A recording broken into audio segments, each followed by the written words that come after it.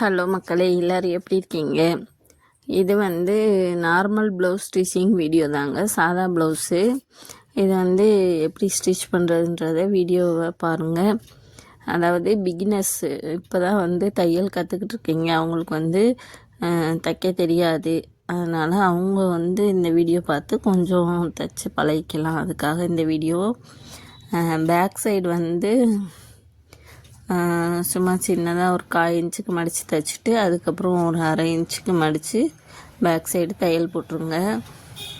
அப்புறம் வந்து டாட் பிடிக்கிறது வந்து ப்ளவுஸை சரிசமமாக மடித்து வச்சுக்கிட்டு அந்த ஷோல்டர்லேருந்து கீழே வரைய பார்க்கணும். அதில் வந்து நடுப்பகுதியில் வந்து டாட் பிடிக்கணும். அதோட சேர்த்து ஃப்ரண்ட்டு பீஸ் வந்து இந்த பக்கம் ஒன்று அந்த பக்கம் ஒன்று வச்சு வந்து டாட் பிடிச்சிக்கோங்க. இந்த கீழே இருக்க டாட் வந்து ஒரு 1.5 இன்ச் அளவுக்கு பிடிச்சிக்கணும். அதாவது இது எப்படின்னா, இந்த பக்கமும் அந்த பக்கமும் ஒரே சைடு கூட பிடிச்சிருவாங்க. நான் நிறைய தடவை அந்த மாதிரி பிடிச்சிருக்கேன். அதனால் இங்கிட்டும் அங்கிட்டும் மாற்றி வச்சுக்கோங்க. மாற்றி வச்சுட்டு டாட் பிடிச்சி பாருங்கள், கரெக்டாக வரும். டாட் பிடிச்சிட்டு அந்த முக்குலேருந்து அந்த ஆம்கோலில் வந்து கையை பிடிச்சி பாருங்கள். அந்த இடத்துல ஒரு வளைவு வரும். அந்த இடத்த வந்து பிடிச்சி இந்த ஆம்கோல் கிட்ட வர அந்த டாட் பிடிச்சிக்கணும்.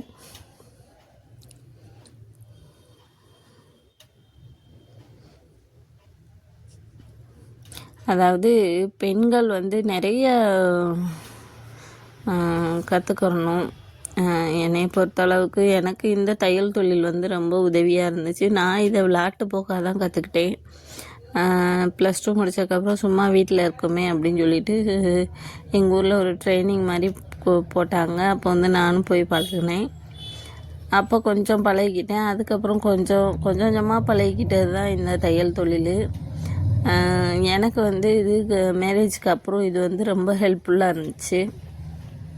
இது மாதிரி நிறைய பெண்கள் வந்து வீட்டில் வந்து தைக்கணும்னு ஆசை இருக்கும். ஆனால் வந்து அவங்களுக்கு வந்து பொறுமை இருக்காது. ஆனால் இந்த தொழிலுக்கு நிறைய பொறுமை தாங்க முக்கியம்.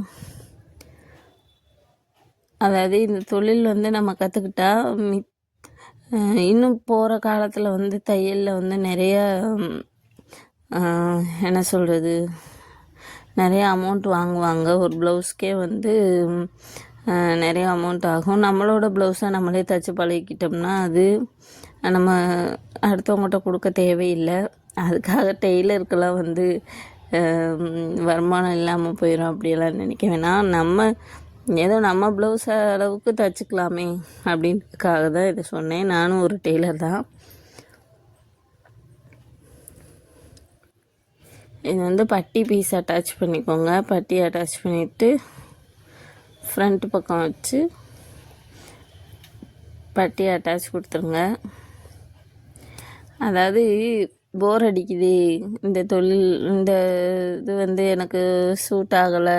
நிறைய பேர் இந்த தொழிலை கற்றுக்கிட்டு வந்து விட்டுட்டு போயிடுவாங்க. ஏன்னா ரொம்ப ஆகுது, எனக்கெல்லாம் பொறுமை இல்லைப்பா அப்படின்னு சொல்லிட்டு போயிடுவாங்க. ஆனால் வந்து இது வந்து நல்லா கற்றுக்கிட்டா உங்களுக்கு வந்து ஈஸி தான். ஒரு மணி நேரத்தில் நம்மளோட ப்ளவுஸை அழகாக தைச்சி நம்மளே போட்டுக்கலாம். நிறைய பெண்களோட வாழ்வாதாரமாக வந்து இந்த தையல் தொழில் வந்து இருக்குது.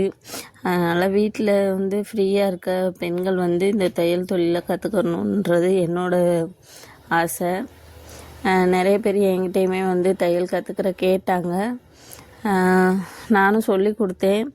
அவங்களுக்கு வந்து அந்த பொறுமையெல்லாம் வந்து நிறைய இருக்கிறதில்ல. ஒரு சிலர் வந்து ஃபுல்லாக கற்றுக்கிட்டாங்க. ஒரு சிலர் வந்து நம்மளுக்கு இது செட் ஆகாதுங்க அப்படின்னு சொல்லிட்டாங்க.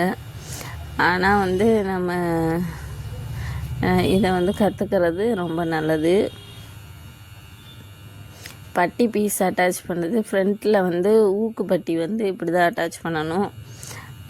ஒன் சைடு வந்து ஊக்குப்பட்டியும் ஒன் சைடு வந்து கொக்கி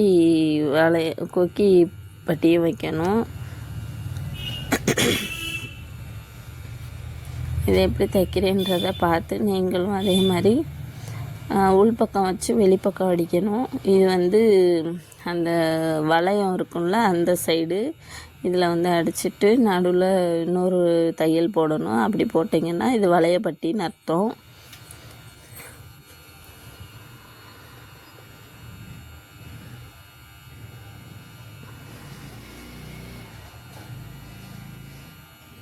அதாவது இந்த தொழிலில் இருக்கவங்களுக்கு பொறுமை நிறைய வேணும். கஸ்டமர் வந்து எப்படி இருப்பாங்கன்னு சொல்ல முடியாது. ஒரு சிலர் வந்து திட்டுவாங்க, ஒரு சிலர் வந்து பரவாயில்லப்பா அட்ஜஸ்ட் பண்ணி போட்டுக்கிறேன் அப்படின்னு சொல்லுவாங்க. ஆனால் வந்து நம்ம செய்கிற தொழிலை வந்து கரெக்டாக பண்ணணும். எனக்கெல்லாம் ஒரு சின்ன மிஸ்டேக் சொல்லிட்டா கூட அதை வந்து எப்படியாவது உடனே சரி பண்ணி கொடுத்துடணும். அந்த மாதிரி எனக்கு தூக்கமே வராது அந்த ப்ளவுஸை சரி பண்ணி கொடுக்க வரைய. என்கிட்ட வர்றது வந்து சின்ன சின்ன மிஸ்டேக்ஸ் தான் வரும். ரொம்ப பெரிய மிஸ்டேக்லாம் வந்ததில்லை இன்ன வரையும். இப்போ வந்து அவ்வளோவா எந்த மிஸ்டேக்கும் வர்றதில்லை. நான் தைக்கிற காலத்தில் வந்து நிறைய மிஸ்டேக் விடுவேன். தைச்சதே அதாவது திருப்பி திருப்பி பிரித்து நிறைய தடவை தைப்பேன். அப்போயெல்லாம் வந்து என்னடா இவ்வளோ தப்பு பண்ணுறமே அப்படின்னு நினப்பேன். ஆனால் போக போக அதை வந்து பொறுமையாகவே நான் வந்து தைச்சிக்கிட்டே இருந்தனால இப்போ வந்து எந்த தப்பும் அவ்வளோவா விடுறதில்ல. ப்ளவுஸ் ஃபிட்டிங்குமே கரெக்டாக வருது. அதனால் நீங்கள் வந்து நம்மளால் முடியாது அப்படின்னு நினைக்காம நம்மளாலேயும் முடியும் அப்படின்னு நினச்சி தைச்சி பழகுங்க. ஃப்ரீயாக இருக்க சும்மா ஒரு அரை மணி நேரம். இப்போ தான் யூடியூப்பில் எல்லாமே வருது. யூடியூப் பார்த்து கற்றுக்கிற மாதிரி நிறையா இருக்குது. எனக்கு வந்து இந்த யூடியூப்பை பற்றியெல்லாம் ஃபஸ்ட்டு தெரியாது. அதனால் வந்துட்டு இப்போ நிறையா வந்து நானே யூடியூப்பை பார்த்து நிறையா கற்றுக்கிட்ருக்கேன். அது மாதிரி நீங்களும் வந்து இந்த யூடியூப் பார்த்து எப்படி தைக்கிறது இப்போ எல்லாம் ரொம்ப சுலபமாக சொல்லித்தராங்க. அது மாதிரி நீங்களும் கற்றுக்கிட்டு பயனடையணும் அப்படின்னு நான் உங்களை கேட்டுக்கிறேன். அதாவது நம்மளோட கை செலவுக்காவது இந்த தொழில் வந்து நம்மளுக்கு உதவி பண்ணுங்க. அது மாதிரி பேக் பட்டி அடிச்சுட்டு ஃப்ரண்ட்டு பட்டியை வந்து ஜாயிண்ட் அடிக்கணும். அதாவது ஃப்ரண்ட்டு பேக் சைடு திருப்பி இந்த ஃப்ரண்ட்டு பட்டியை வந்து இப்படி வச்சு தையல் போட்டுக்கோங்க. ஷோல்டர் வந்து ஒரு 1/2 இன்ச் தையல் போடணும்.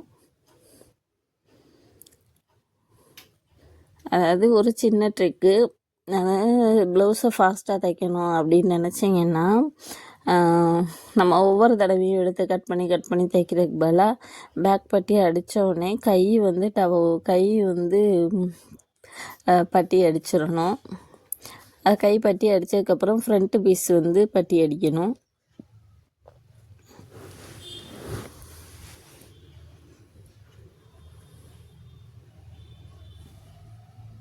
பட்டி அடிச்சுட்டு அப்படி ஜாயின் பண்ணிங்கன்னா வேகமாக தைச்சிடலாம். நம்ம ஒவ்வொன்றையும் வந்து தைச்சி எடுத்து கட் பண்ணி இது பண்ணிக்கிட்டு இருந்தால் லேட் ஆயிரும். அதனால் பேக் பட்டி அடிக்கும் போதே கையையும் வந்து ஜாயின் அடிக்கணும். கை ஜாயின் அடித்தோடனே ஃப்ரண்ட்டு பட்டி அடிக்கணும். அதுக்கப்புறம் பட்டி அடிக்கணும். இந்த மாதிரி டக்குன்னு அடிக்கிறதுக்கு கொஞ்சம் பழகிக்கோங்க. ஸ்பீடாக இருக்கவங்க வந்து டக்குன்னு அடிக்கலாம். அதாவது 1/2 மணி நேரத்துலேயே ப்ளவுஸை முடிச்சிடலாம். இந்த மாதிரி சின்ன ட்ரிக்ஸ்க்கு நம்ம சேனலை வந்து சப்ஸ்கிரைப் பண்ணி வச்சுக்கோங்க.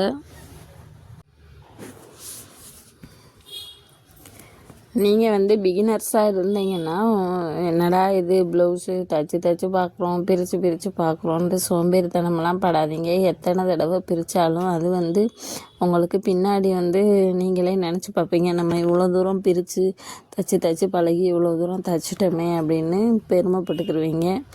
அதனால் இந்த தொழிலில் வந்து பொறுமையாக கையாளுங்க.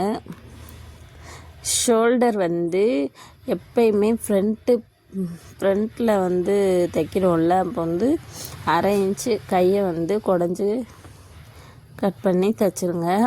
அது மாதிரி அந்த ஷோல்டர்கிட்ட வருது பாருங்கள், அந்த 1/2 இன்ச்சு பிடிச்சிருப்போம்ல, அதை வந்து எப்பயுமே பேக் சைடு இருக்க மாதிரி தள்ளி விட்டுட்டு கை ஜாயின் பண்ணுங்கள். அப்போ தான் வந்து ப்ளவுஸ் ஃபிட்டிங் வந்து உங்களுக்கு கரெக்டாக வரும். முன்னாடி இருக்க மாதிரி தைச்சிங்கன்னா முன்னாடி இழுத்துக்கிட்டு இருக்கும். அதாவது நான் சொல்கிறது புரியுதா? ஷோல்டரில் வர்ற அந்த 1/2 இன்ச்சு தையலை வந்து பேக் பக்கம் வளைச்சி விட்டுறணும். கை ஜாயின் பண்ணும்போது பேக் பக்கம் வளைச்சி விட்ருங்க. அதே மாதிரி 2 பக்கமும் ஜாயின் பண்ணி வச்சுக்கோங்க. இப்போ வந்து கழுத்து ஃப்ரண்ட்டு பட்டி இதெல்லாம் அடித்து முடிச்சுட்டு கழுத்து பட்டி அடிக்கணும். கழுத்து பட்டிக்கு வந்து ஒரு 1 இன்ச்சு இருக்க மாதிரி வெட்டி எடுத்துக்கோங்க. கிராஸ் பீஸ் தான் வெட்டணும். வெட்டி எடுத்துட்டு இந்த மாதிரி முக்கோணமாக வச்சு ஜாயின் பண்ணிவிட்டு உங்களுக்கு எவ்வளோ பீஸ் தேவையோ அத்தனை பீஸை வந்து ஜாயின் பண்ணி எடுத்துக்கோங்க.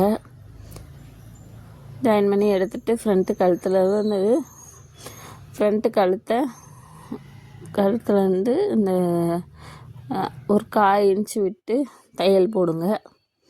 தையல் போட்டு ஃபுல்லாக கழுத்து ஃபுல்லாக வர மாதிரி அடிச்சுக்கோங்க.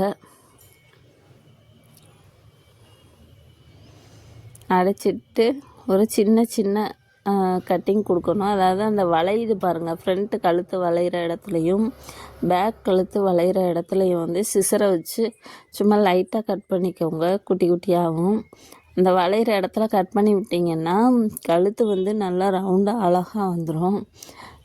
அடிக்கும்போது அழகாக வரும். நீங்கள் கட் பண்ணாமல் விட்டிங்கன்னா அந்த இடத்துல வந்து அசிங்கமாக இருக்கும், ரவுண்டு ஷேப் வராது. நான் கட் பண்ணுறேன் பார்த்தீங்களா, அந்த மாதிரி குட்டி குட்டியாக சிசரை வச்சு கட் பண்ணிக்கோங்க.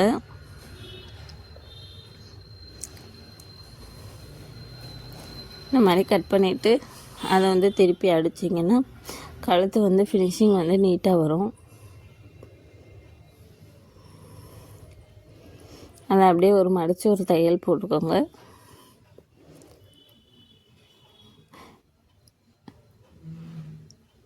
இதை அடித்து முடித்ததுக்கப்புறம் திருப்பி ஒரு தையல் போடணும். அதை வந்து உங்களுக்கு தேவையான